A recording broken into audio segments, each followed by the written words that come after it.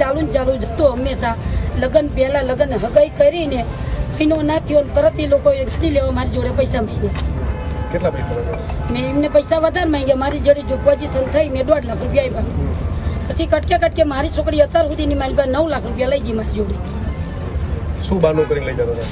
એ મંગાવે છે, માટો ખાવા આવે, મમ્મી મને આટલા પૈસા દે, મમ્મી મને આટલા પૈસા દે. મને એમ થાય મારી છોડી સુખી જ છે ને, કે હું કઈ રૂપિયાવાળી નથી, હું ધંધો જ કરું છું, સાડીનો ધંધો કરીને જ એનું ઘર મને આપતી હતી.